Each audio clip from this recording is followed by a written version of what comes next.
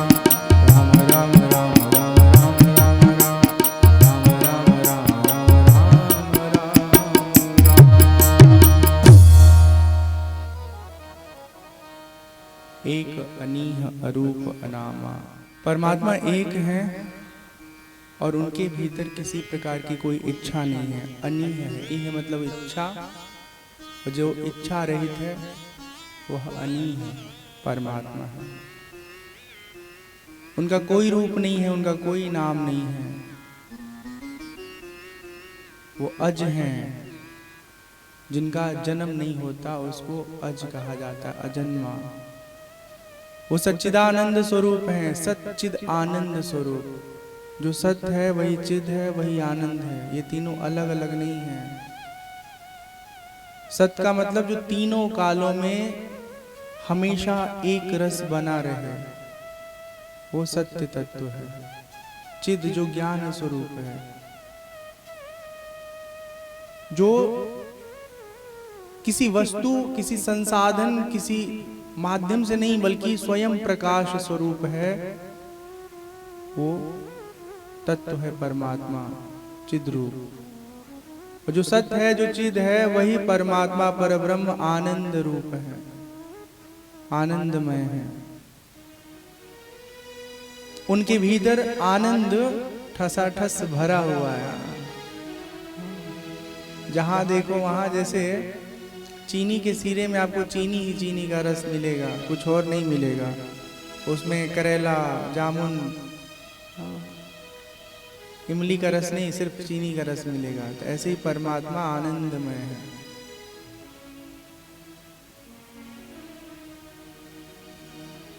वह परम धाम है, व्यापक है, सृष्टि के कण कण में विद्यमान है, विराजमान है। ईशावास उपनिषद में एक मंत्र आता है, ईशावास्यमिदं सर्वं यत् किंच जगत्याम जगत। सृष्टि का जो भी कण कण है सब में परमात्मा व्याप्त है।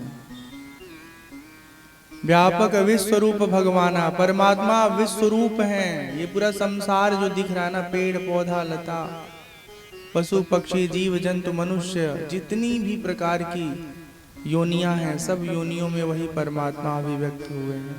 देखिए, देह के धरातल पर सब एक दूसरे से भिन्न हैं, लेकिन आत्म तत्व के धरातल पर सब एक जैसे हैं। घर में हम सीएफएल जलाते हैं, पंखा चलाते हैं, फ्रिज चलाते हैं, हीटर चलाते हैं, गीजर चलाते हैं, सबका काम अलग अलग है। लेकिन जिस साधन से सब कुछ चल रहा है, क्रिया कर रहा है, वो मूल तत्व बिजली एक है। तो ऐसा है परमात्मा का रूप।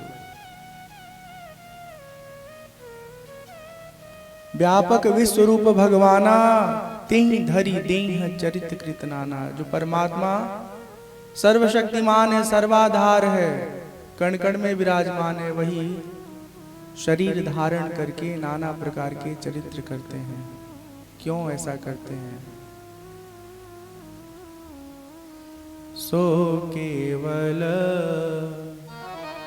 भगतन हित लागी, परम कृपाल प्रणत अनुरागी।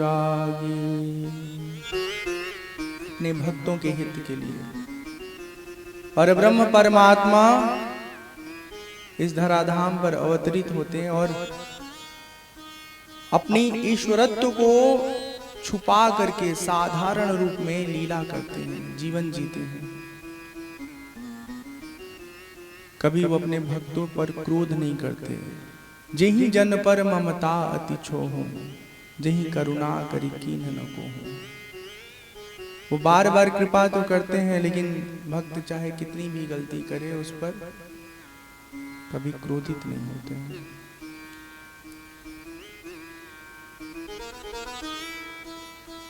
जिस परमात्मा के निराकार स्वरूप को हम सब अभी जाने हैं, समझे हैं, एक अनिह अरूप अनामा अज सच्चिदानंद परधामा, उसी निराकार परब्रह्म का साकार स्वरूप भगवान राम के रूप में त्रेता काल में अवतरित होते हैं, जिनकी कथा हम सुन रहे हैं। आगे भगवान के नाम की महिमा का निरूपण आता है।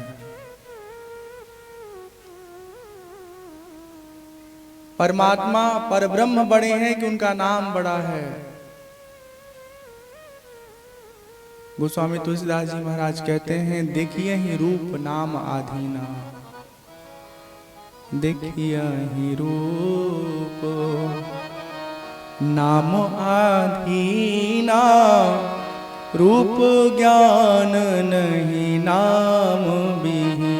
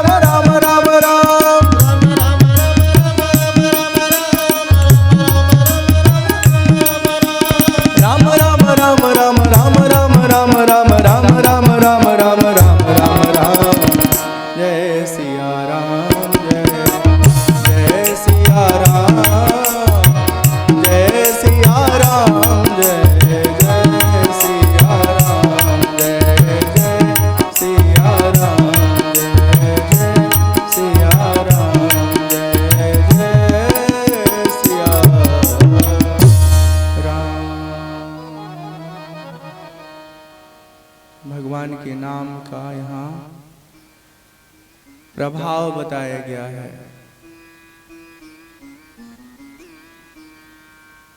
व्यवहार में हम सब क्या देखते हैं, चार लोग वहां खड़े हैं, ए सुनिए, ए सुना, अरे सुन रहे हैं आप, सब कंफ्यूज रहेंगे, सब संशय में रहेंगे, इसको कौन बुला रहा है पता ही नहीं। जैसे बोले ए सोनू, अरे सोनू तुम्ही को बुला रहे हैं, सोनू दौड़ के आएंगे। ठीक, ऐसे ही जब हम भगवान के नाम का सुमिरन करते हैं, सुमिरन के प्रभाव से परमात्मा का जो स्वरूप है, उनकी उपस्थिति है, वो हमें अनुभव में आने लगती है। हम ये नहीं कहना चाहते कि परमात्मा कहीं दूर देश में है, नाम सुनते हैं तो दौड़ के आते हैं, ऐसा नहीं है। परमात्मा जिस समय यहाँ है, उसी समय ब्रह्मांड के हर हिस्से में है। ऐसा नहीं है कि यहाँ से बुला रहे हैं तो भगवान बंबई से चल के आ रहे हैं, अयोध्या से चल के आ रहे हैं, मथुरा से चल के आ रहे हैं। हाँ, वो हर जगह हर समय है। जैसे ही हम उनको बुलाते हैं ना, वो अपनी उपस्थिति का एहसास हमारे हृदय में करा देते हैं कि मैं हूँ, बताओ क्या चाहिए।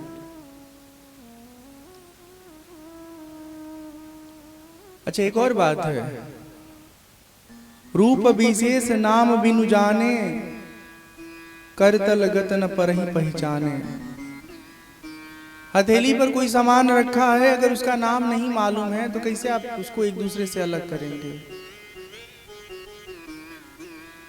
नाम हमें वस्तु का बोध कराता है। जब तक भगवान का सुमिरन बना रहता है, तब तक हमारे मन बुद्धि में किसी प्रकार का दोष नहीं आता।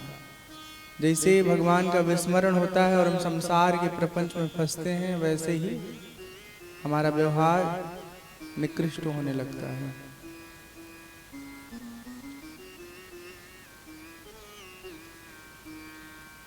नाम जप का ऐसा प्रभाव है, इसके महिमा के बारे में कहा गया इस कलिकाल में, भक्त के मुक्ति का सबसे सरल और सबसे प्रबल साधन है भगवान के नाम का सुमिरन।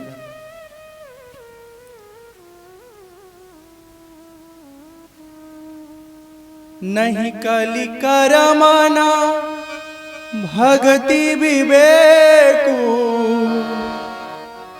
नहीं कलि करमना भगति विवेकु, नहीं कलि करमना भगति विवेकु, नहीं कलि करमना भगति विवेकु, नहीं कलि करमना भगति विवेकु, नहीं कलि करमना भगति विवेकु, नहीं कलि करमना भगति विवेकु, राम नाम अवलंबन।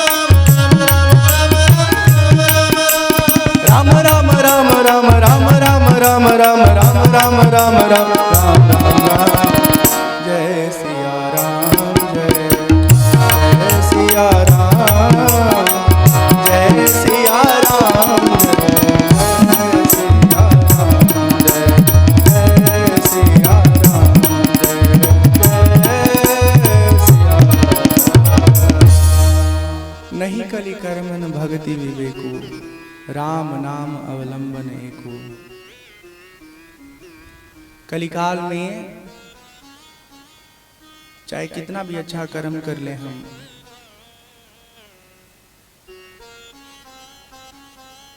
ढेर सारी भक्ति कर लें, बहुत सारा ज्ञान हासिल कर लें, पर ये ना टिकता नहीं है।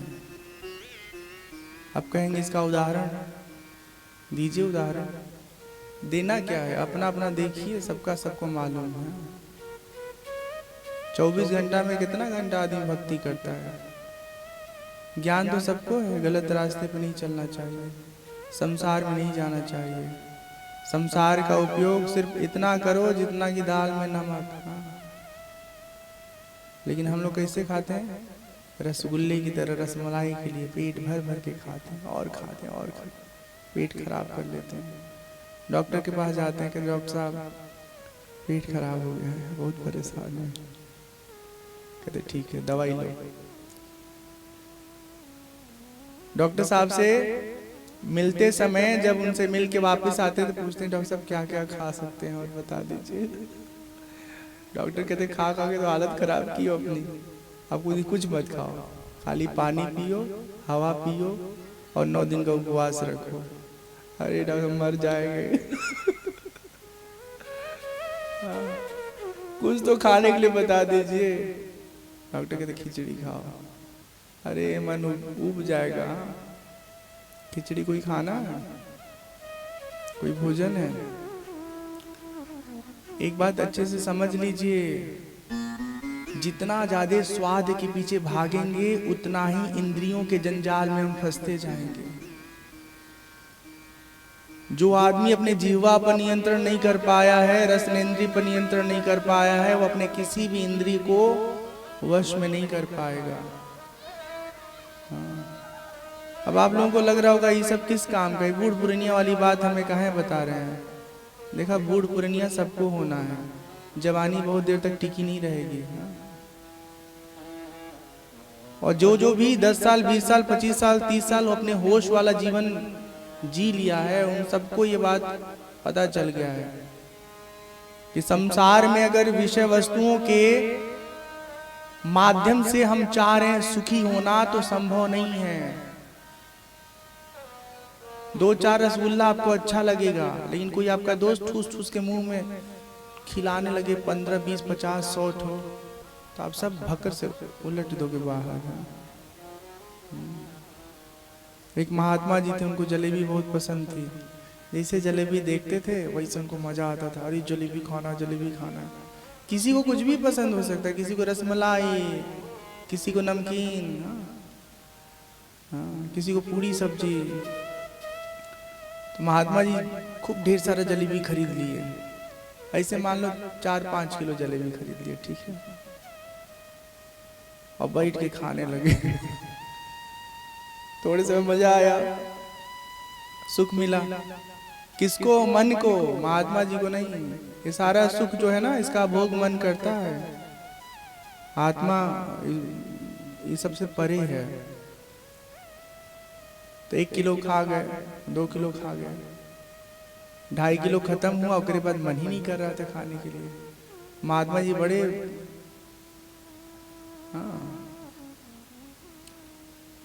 महात्मा जी का जो स्वभाव था बहुत कठोर था। कहे मनी राम बहुत जलेबी पसंद है ना, आज तुमको खाना पड़ेगा 5 किलो जलेबी, खाओ। खूब खिलाए खूब खिलाए। मन कहा अब नहीं खाएंगे, बस छोड़ दो हमको, नहीं खाओ। जब देखो जलेबी पे ललचा जाते हो।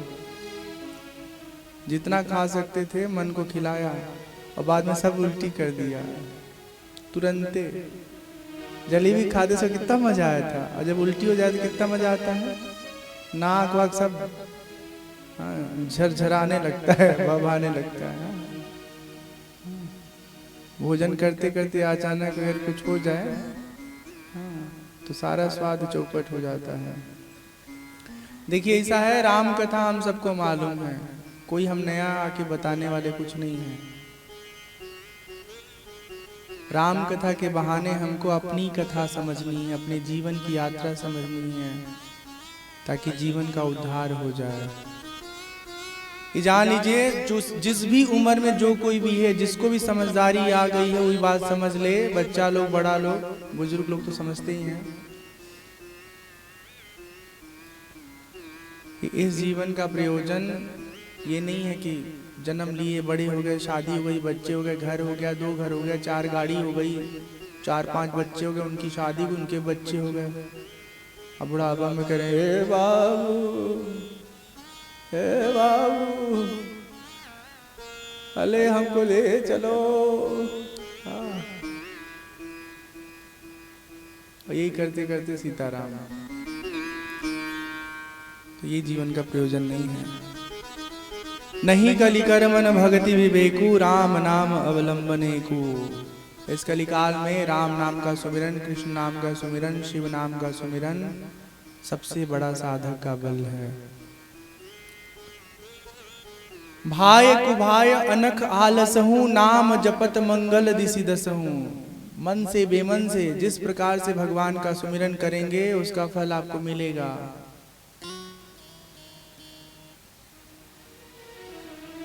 बच्चा सोया रहता है, छोटा बच्चा, और सोते सोते माता जी उसको दूध रोटी खिला देती हैं, पिला देती हैं, उसका पेट भर जाता है। सुबह उठता है तो कई बार कहता है अम्मा हमको खिला ही नहीं दिया।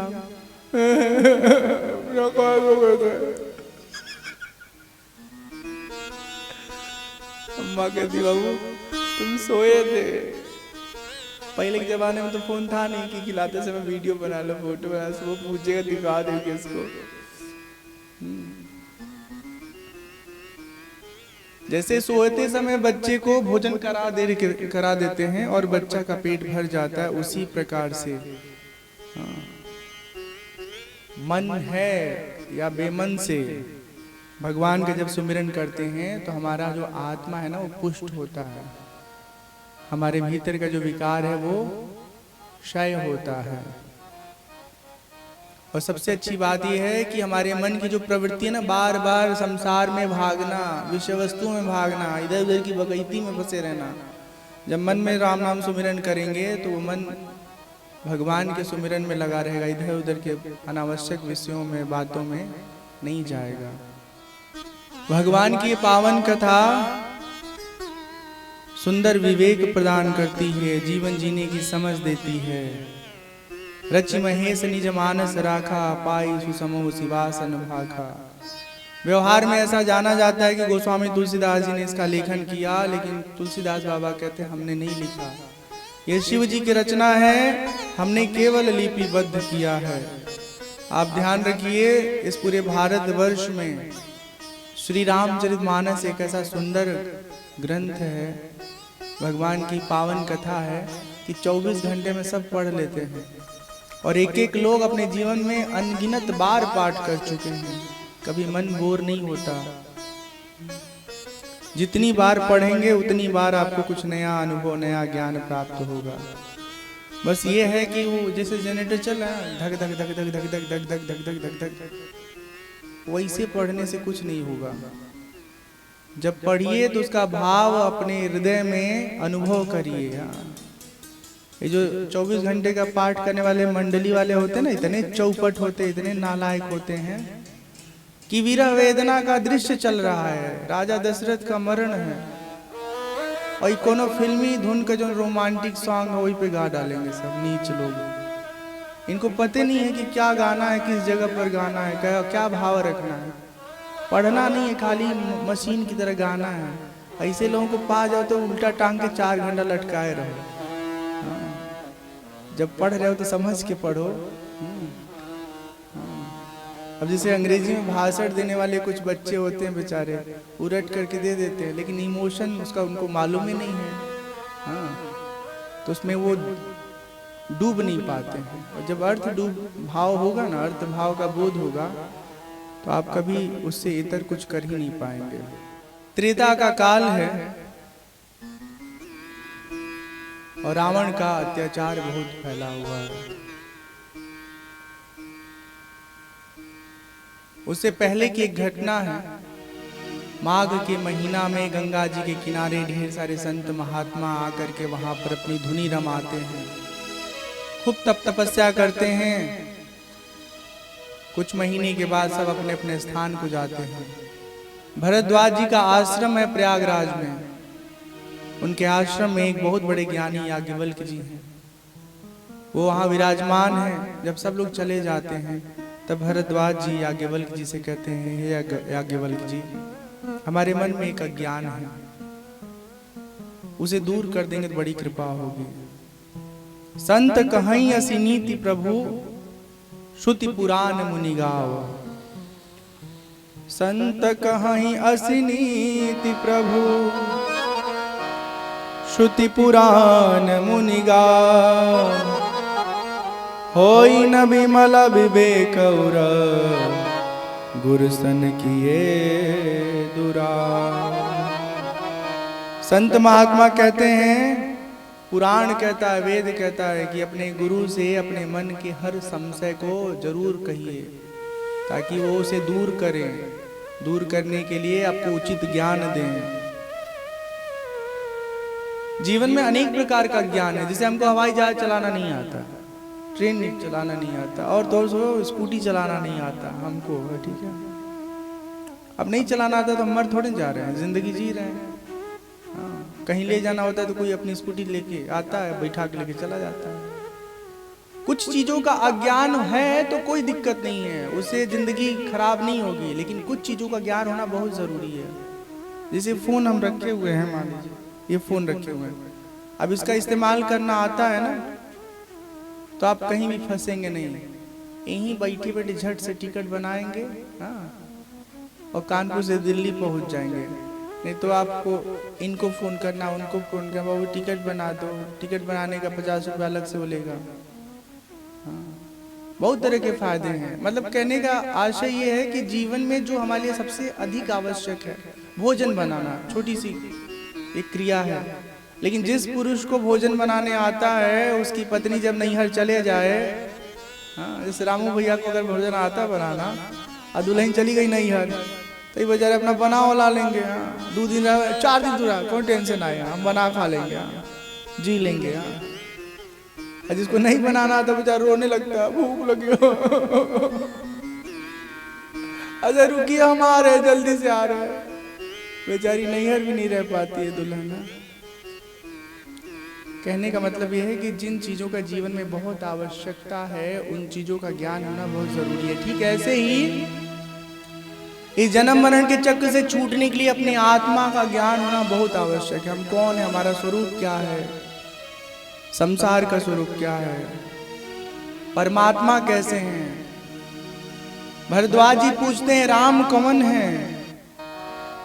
एक राम तो राजा दशरथ के पुत्र हैं, जो वनवास काल में उनकी पत्नी का जब हरण हुआ, तो जिसने हरण किया उसका पूरा सेना नष्ट कर दिए, उसका साम्राज्य नष्ट कर दिए, उसे मार डाले। एक वो राम है जिन्हें भगवान शिव हर समय याद करते रहते हैं। ये दोनों अलग अलग हैं कि एक ही हैं? अलग अलग हैं तो कैसे हैं, और एक हैं तो कैसे हैं? याज्ञवल्क्य जी कहते हैं, हे भरद्वाज जी, हमको मालूम है आपको कोई अज्ञान नहीं है। अज्ञान भरद्वाज जी को इसलिए नहीं हो सकता है क्योंकि जब भगवान का दर्शन लाभ प्राप्त हो जाता है किसी भक्त को, तो उसके जीवन का ज्ञान स्वतः मिट जाता है। और वनवास काल में तो गंगा पार करने के बाद प्रभु राम भरद्वाज जी के आश्रम में रुकते हैं, रात्रि विश्राम करते हैं। ये जो भगवान के भक्त लोग होते हैं ना, वो इधर उधर मन न लगा करके भगवान के सुमिरन में, उनके कथा के श्रवण में अपना मन लगाते हैं, ताकि मन भक्ति में डूबा रहे, प्रभु की लीला कथा श्रवण में लगा रहे। याज्ञवल्क्य जी कहते हैं, हमें मालूम है आप भगवान की कथा सुनना चाहते हैं, हम सब चतुराई समझते हैं। याज्ञवल्क्य जी कहते हैं, कोई बात नहीं, अगर तुम्हारे आपके मन में सचमुच दुविधा है, संशय है, तो भी परेशान मत होइए। आप तो आप हैं, जब जगत जननी सती मैया के जीवन में अज्ञान है तो साधारण की बात ही क्या। भरद्वाज जी कहते हैं, सती मैया को ज्ञान, जो ज्ञान गुरु की जीवन संगिनी अर्धांगिनी है, मतलब जो स्कूल के प्रिंसिपल साहब हैं उन्हीं के घर वाली पढ़ नहीं पाई, चिट्ठी नहीं लिख पाई।